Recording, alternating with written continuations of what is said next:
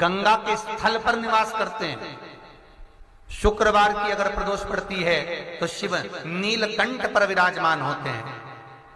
शनिवार की अगर प्रदोष पड़ती है तो शिव शमी के वृक्ष के नीचे रहते हैं। और रविवार की जब प्रदोष पड़ती है तो शिव बेलपत्र के प्रदोष पड़ती है। बहुत ध्यान से सुनना महाराज। सोमवार की प्रदोष पड़ती है तो शंकर भगवान कैलाश पर निवास करते हैं। मंगलवार की प्रदोष पड़ती है तो शिव काशी में निवास करते हैं। बुधवार की प्रदोष पड़ती है तो शिव रजत भवन में निवास करते हैं। गुरुवार की प्रदोष पड़ती है तो शिव गंगा के स्थल पर निवास करते हैं। शुक्रवार की अगर प्रदोष पड़ती है तो शिव नीलकंठ पर विराजमान होते हैं। शनिवार की अगर प्रदोष पड़ती है तो शिव शमी के वृक्ष के नीचे रहते हैं। और रविवार की जब प्रदोष पड़ती है तो शिव बेलपत्र के पेड़ के नीचे निवास करते हैं। महाराज, ये एकादशी शंकर से कह रही है कि आपका स्थान ये नहीं कि आप कैलाश पर मिले, उस बार को, उस तिथि के दिन, उस अनुकूल। हमारे यहां कहते हैं सोमवार की जो प्रदोष पड़ती है वो इच्छा पूर्ति करती है। मंगलवार की प्रदोष रोग से मुक्ति देती है। बुधवार की प्रदोष कामना की पूर्ति करती है। गुरुवार की प्रदोष शत्रुओं का नाश करती है। शुक्रवार की प्रदोष सुख और शांति देती है। शनिवार की प्रदोष संतान का सुख देती है। और रविवार की प्रदोष जो काम दुनिया में कोई नहीं कर सकता वो अचूक फल की प्राप्ति रविवार की प्रदोष करा देती है। महाराज, ऐसी प्रदोषों का नियम वर्णन किया चाहिए। भगवान कहते ठीक है, तू थोड़ी देर खड़ी हो। एकादशी सम्मुख खड़ी हुई। पार्वती जी ने जिस अंगुष्ठ का जल पीने के लिए लिया था हाथ में, बस पीने ही वाली थी, शंकर भगवान ने वही हाथ में जल लेकर एकादशी के हाथ में उसको देकर कहा, ले, ये मेरे द्वारा निर्मित एक व्रत है जिसे त्रयोदशी के दिन तूने मांगा है, मैं तुझे देता हूं। आज इस व्रत का फल मैं तुझे प्रदान करता हूं। अब तू जिस जीवात्मा को लेकर जाएगी उसका पाप प्रबल नहीं होगा। किसी स्त्री, पुरुष, बालक, बुजुर्ग जो भी होगा जिसने प्रदोष का व्रत करा होगा वो जीवात्मा को तू किसी फल की कामना से नहीं, स्वतः ही लेकर चली जाए। उसमें कोई कामना नहीं है। बन सके जीवन में 11 प्रदोष या 26 प्रदोष करने के बाद आप उसका उद्यापन कर कर विराम भी दे सकते। पर जीवन में एक बार प्रदोष का व्रत मौका मिले, जिस कामना से जिस दिन का भाव आपके मन में आए कि मुझे रोग से मुक्ति पाना है तो ये प्रदोष मुझे करना है, मैं रोग मुक्ति के लिए, हम मंगल, जो भी आपके मन में आ रहा है, संतान प्राप्ति के लिए शनिचरी प्रदोष, आप उसका स्मरण करें। फिर लिखा शिव महापुराण में, बड़ा सुंदर लिखा वेदव्यास जी ने, मान लो आप प्रदोष का व्रत नहीं कर सकते,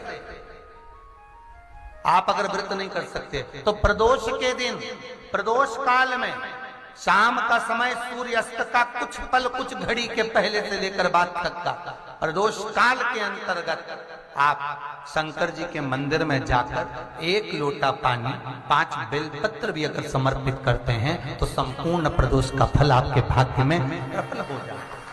शिव महापुराण में इसका संपूर्ण देशवासियों को अनंग त्रयोदशी की बहुत बहुत बधाई हो। ये मेरे महादेव की वो त्रयोदशी है। इस त्रयोदशी पर आज, इस त्रयोदशी का मतलब अगर संसार के लोगों को मालूम पड़ जाए, ये शुक्ल पक्ष की जो त्रयोदशी होती है इसको अनंग त्रयोदशी कहते हैं।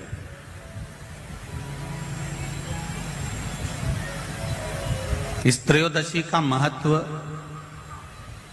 जिसके परिवार में पति पत्नी का झगड़ा होता हो, जहां अदालत तक बात पहुंच गई हो, या बेटियां मायके रह रही हो, पति कहीं दूसरी जगह रह रहा हो, या किसी पति का या पत्नी का स्मरण कहीं दूसरी जगह हो, इस अनंग त्रयोदशी का मात्र स्मरण, इस अनंग त्रयोदशी का मात्र पूजन पूरे साल भर में आप शंकर भगवान की आराधना करते हो, पर इस अनंग त्रयोदशी की आराधना का फल ही दूसरा है, इसका महत्व ही दूसरा है।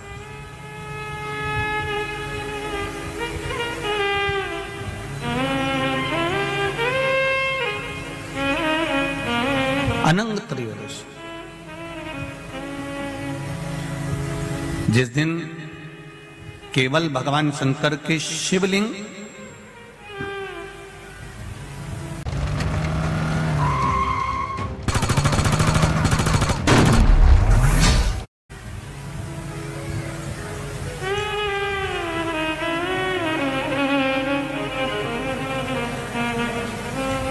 जैसे ये जलाधारी है माता पार्वती जी का हस्तकमल, ये शिवलिंग रखा हुआ है। ये जलाधारी में से पानी बहने का स्थान, बीच में मोटी सी लाइन जहां अशोक सुंदरी विराज रही है, राइट में गणेश जी, लेफ्ट में कार्तिकेय जी, और गोल जो भाग है वो माता जी का हस्तकमल है। और ये जो शिवलिंग रखा हुआ है ये शिव का स्वरूप है।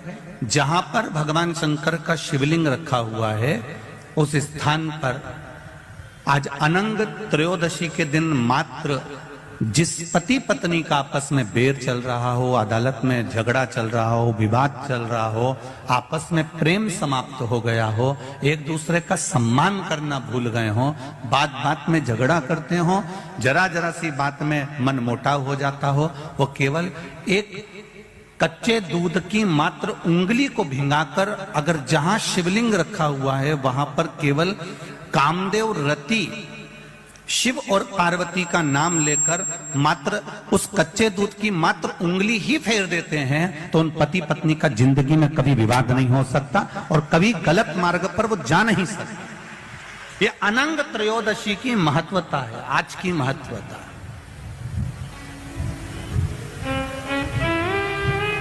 केवल साल भर में एक दिन होता है जिस दिन भगवान अपने साड़ू भाई के साथ पूजाते हैं।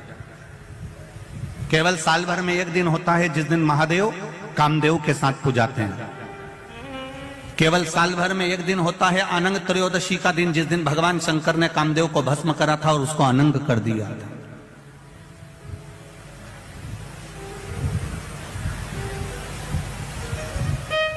और आज पूरे राष्ट्रवासियों को तो बड़ा प्रसन्नता का विषय है कि आपको अनंग त्रयोदशी के साथ में आज सोम प्रदोष का भी आनंद प्राप्त हुआ है।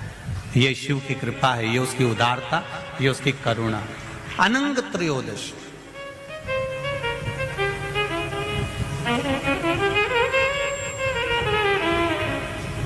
अनंग त्रयोदशी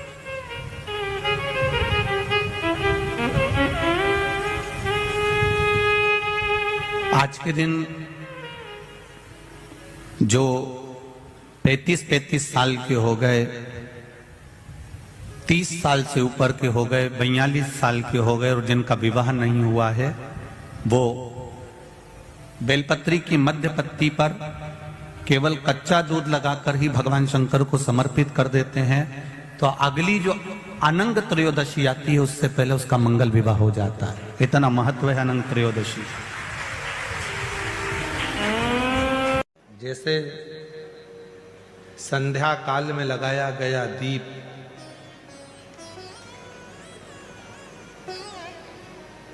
मानदेह नामक असुर का संहार कर देता है, प्रतिदिन एक नियम बनाकर रखना चाहिए कि रोज शाम के समय पर अपने घर में प्रदोष काल के समय पर एक दीप जरूर लगाना चाहिए। और यदि बेलपत्र का वृक्ष है तो उस बेलपत्र के वृक्ष के सामने भी एक दीप अवश्य लगाना चाहिए।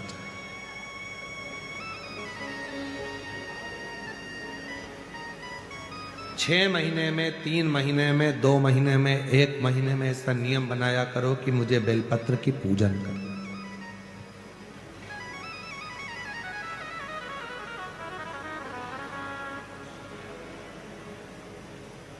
स्वयं माता लक्ष्मी जी ने भगवान नारायण को पाने के लिए बेलपत्र का पूजन किया। जब इंद्र की पूरी सत्ता चली गई थी, सारा की सारा धन इंद्र का चले गया था, असुरों ने उस इंद्र के सिंहासन पर अपना कब्जा जमा लिया था, तब इंद्राणी ने स्वयं सची मां इंद्राणी ने शिव जी की साधना करी, बेलपत्र के वृक्ष के, बेलपत्र की पूजन करें।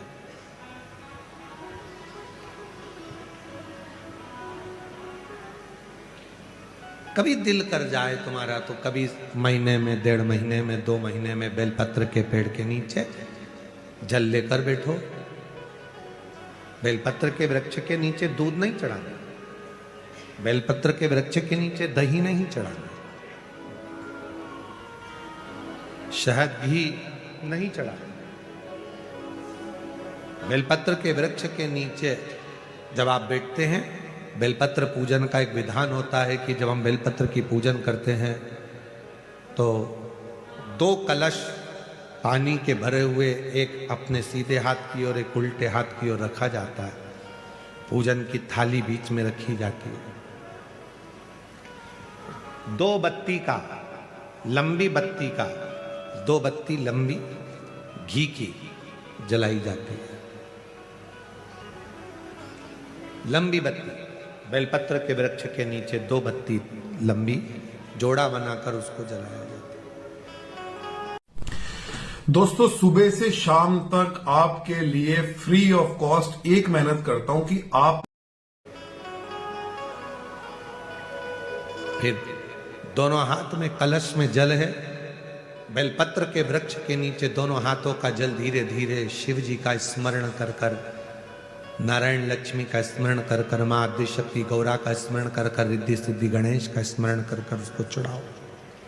प्रार्थना करो, विनय करो, मेरे जीवन में बहुत कष्ट है, उसको मिटाना है आपको। शिव आपसे प्रसन्न होते हैं, वैसे मेरी जिंदगी भी प्रसन्न करना है आपको। जल चढ़ाकर दोनों पात्रों का थोड़ा थोड़ा जल कलश में बचा लेना है, पूरा पात्र खाली नहीं करना है, दोनों को वापस रखना है। और थोड़ी सी हल्दी पीसी हुई शिव जी के उस बेलपत्र पर लगाएं, थोड़ा कुंकुम वो भी बेलपत्र पर लगाएं। 7 दाने अक्षत के, केवल 7 दाने अक्षत के बेलपत्र को छुआकर अपनी थाली में रख लें।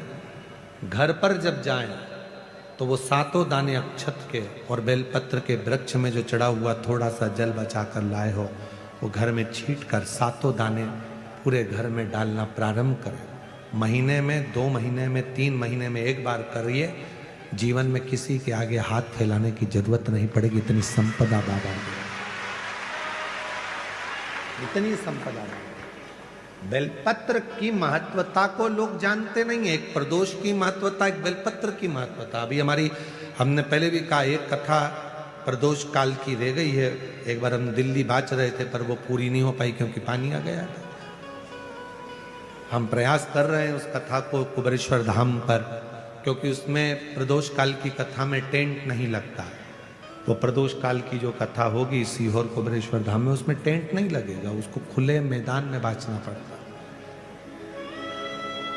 आप और हम सब खुले मैदान में बैठकर प्रदोष काल में उस कथा को सुनेंगे और उसमें प्रदोष की महत्वता को जानेंगे।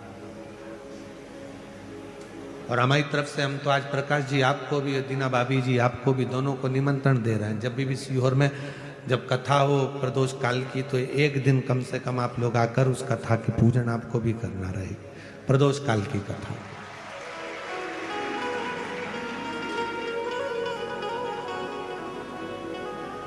अभी तो नहीं है, पर जब भी तारीख निश्चित होगी 1-2 साल में, जब बाबा कृपा करेगा तब उसको रखेंगे। पंडाल में भले तुम्हारे लिए हम सोने के लिए पंडाल लगा देंगे, पर कथा सुनने के लिए तो आपको मैदान में ही बैठना पड़ेगा, खुले आसमान।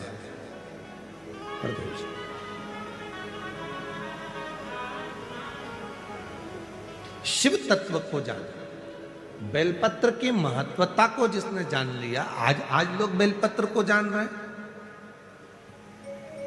कि बेलपत्र खाने से शुगर, बीपी, थायराइड जैसी बीमारियां भी ठीक हो जाती हैं। उस बेलपत्र की महत्वता को जाना। और फिर निवेदन है, आपके शरीर में कष्ट है तो बेलपत्र का सेवन करो। रोज रोज बेलपत्र वैसे ही नहीं खाना।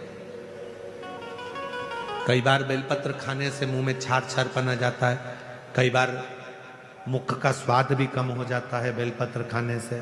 तो निवेदन है रोज रोज ना खाइए, जब जरूरत है। और जरूरी नहीं कि आप 3 पत्ती यहाँ से जो बेलपत्र दी जाती है 7 दिन तक जो रोज एक बेलपत्र दी जाती है वो तो खाने के लिए दी जाती है, पर समापन के दिन की बेलपत्र तो खाने की नहीं रहती, उसको तो ले जाकर लोग लाल कपड़े में बांध अपने घर में रख देते हैं तिजोरी में। आखिरी दिन की बेलपत्र तो वैसे भी तिजोरी का भंडार के लिए होती है।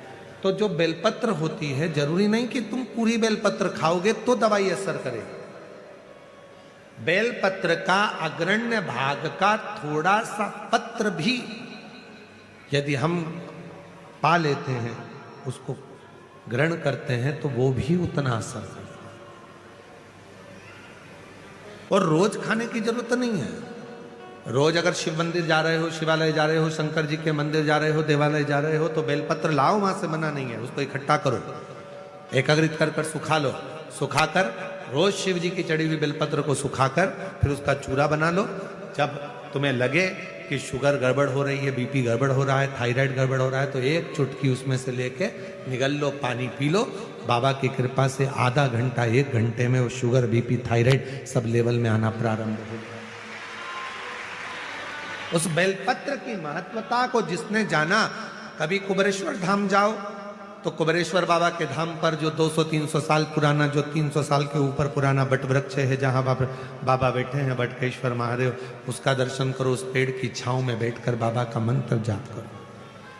अभी अभी हमने थोड़ा सा उसको बंद कर दिया था, क्योंकि वहाँ बाबा के जोड़ा घूम रहा था तो वो शरीर पर चढ़ जाता था, इसलिए अब स्थान पर वहाँ जाना थोड़ा बंद कर दिया था, पर पुनः वापिस उसको खोल दिया। बेलपत्र की वाटिका है छोटी सी, उस बेलपत्र की वाटिका के पास में बैठकर भगवान शिव का नाम उच्चारण करो, नाम स्मरण करो। शिव भक्ति करो जहां तक हो सके, शंकर की अविरल भक्ति को धारण करो।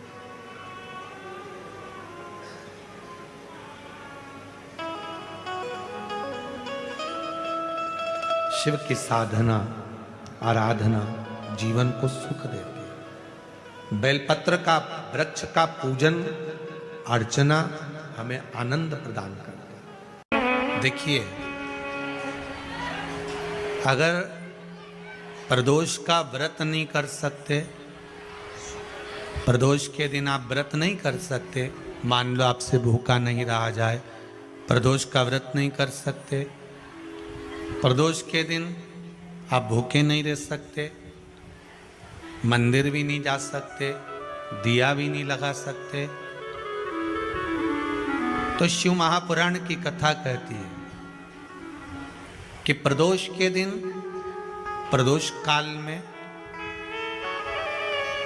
अपने ही दरवाजे के पास में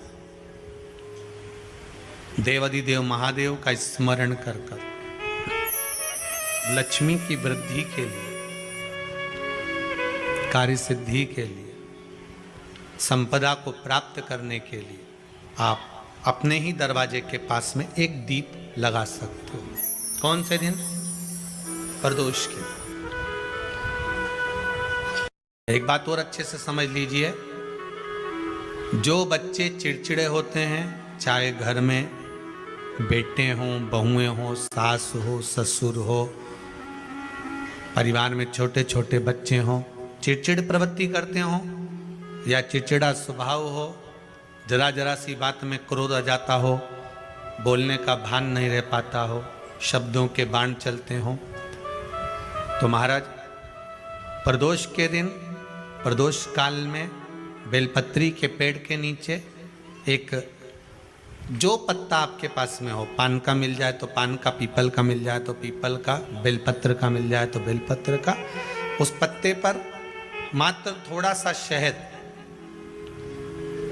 और 7 दाने चावल के रखकर घी का दिया लगा दो महाराज, और थोड़ा सा जल हाथ की अंजलि में लेकर भगवान देवाधिदेव महादेव का स्मरण कर कर कि इस बेलपत्री के वृक्ष के नीचे माता लक्ष्मी, पार्वती, सरस्वती विराजमान है। इसी बेलपत्री के पेड़ के नीचे मेरे देवाधिदेव महादेव का 12 ज्योतिर्लिंग का स्वरूप प्रकट है। उनका स्मरण कर कर जल चढ़ा दीजिए और उसका स्मरण कर लो जो चिड़चिड़ प्रवृत्ति करता हो, क्रोध करता हो, जिसको बोलने का भान नहीं होता हो, सम्मान नहीं देता हो, अपशब्द कहते हो, उनका स्मरण कर कर आप छोड़ेंगे। एकदम एक प्रदोष करेंगे, दूसरे प्रदोष तक तो आपको कोई दिक्कत ही नहीं है। 2-3 प्रदोष कर कर देखिए, बाबा कृपा करें। बच्चों को पढ़ने का कह रहे हो, पढ़ने बैठो पढ़ने बैठो पढ़ने बैठो पढ़ने बैठो, तो एक आध प्रयास बच्चों के लिए भी कर लिया करो कि भाई ठीक है। जैसे बैकुंठ चतुर्दशी वाला उपाय हमारे YouTube पर भी डला हुआ है, आप उसको निकाल कर सुनना। बैकुंठ चतुर्दशी के दिन प्रयास करना, बच्चे लोग विद्या में प्रबल होंगे।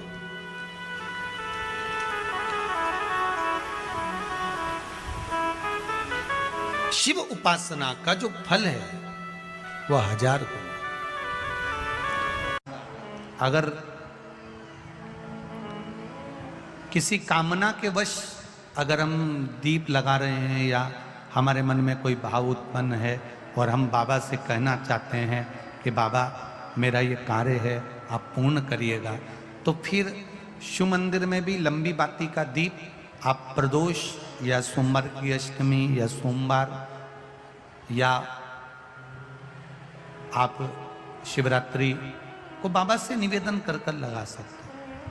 हाँ, विशेष जब कोई एक बहुत बड़ी बात हो और आपके कार्य में कहीं अटकल हो रही हो, तो एक ही दीप में 2 बाती शिव और शक्ति, लंबी बाती बनाई शिव और शक्ति के नाम से, 2 बाती एक साथ एक दीप में भी लगा सकते हैं। पर कब? जब विशेष कोई आपका कार्य हो और वो अटक रहा हो, विशेष कोई कार्य, और आप बाबा से प्रार्थना कर रहे हो, तो 2 बाती का भी प्रयोग आप कर सकते हो। ऐसे शिव तत्व को जान, उससे 1000 गुना शिवलिंग में बल की प्राप्ति होती है।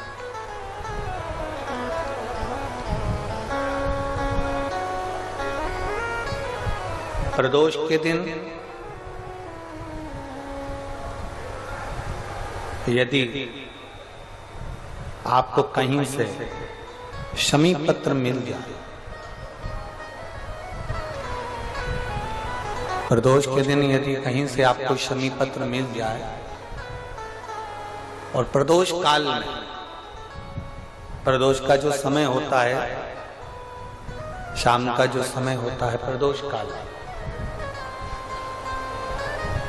4 प्रदोष 5 प्रदोष आप कर कर देखिएगा कि आपका कोई काम है, कोई नौकरी के लिए आप अप्लाई कर रहे हैं, कोई समस्या बड़ी विकट आ गई है, कोई तकलीफ, बड़ा गला पकड़ रहा है बेटा, कोई तकलीफ विकट आ गई है, कोई समस्या विकट आ गई है, प्रदोष के प्रदोष काल में अगर एक शमी पत्र भी आप घर के शिवलिंग को, अब ये करने के लिए आपको मंदिर के शिवलिंग नहीं जाना, अपने घर में जो शिवलिंग, चाहे वो स्फटिक का हो, पारद का हो, कंकर शंकर का हो, लकड़ी का हो, जो शिवलिंग तुम्हारे घर में, कांच का हो, चाहे वो नर्मदा के कंकर का हो, नर्मदेश्वर हो, पाषाण का हो, जो शिवलिंग, चांदी का हो, सोने का हो, तांबे का हो, पीतल का हो, जो शिवलिंग तुम्हारे,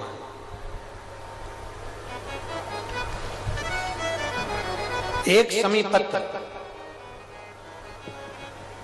यदि आप भगवान शंकर के शिवलिंग पर समर्पित कर रहे हो और उस शमी पत्र को उठाकर रात्रि को 9:15 की जो एक मुहूर्त होता है, एक समय होता है, जिस समय पर हम अपने मन की बात भगवान शंकर को कहते हैं, पूर्व में भी इसका वर्णन हम कर चुके हैं कथाओं में। उस 9:15 पर वो शमी पत्र को उठाकर एक कागज में, एक कटोरी में उसको रखते थे। 4 या 5 प्रदोष के उस समी पत्र को अपने पास में रखिए और जिस कार्य के लिए जा रहे हो उसको जेब में ऊपर के भाग में उसको रखकर लेकर जाइए, आपका वो कार्य सफल होकर ही रहेगा, वो रुक नहीं सकता। वो शमी पत्र में इतना बल होता है, प्रदोष का जो शमी पत्र होता है वो बड़ा बलवान होता है, बड़ा एक पत्र है।